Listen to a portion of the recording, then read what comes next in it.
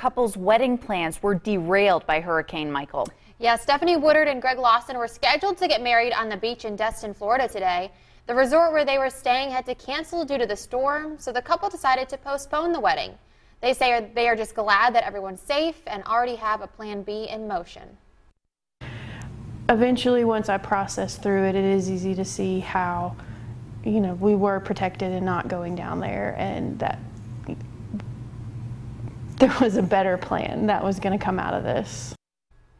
They've already decided on a new wedding date in late October and are planning another destination wedding in Tennessee. They'll have that full story tonight on 7 News.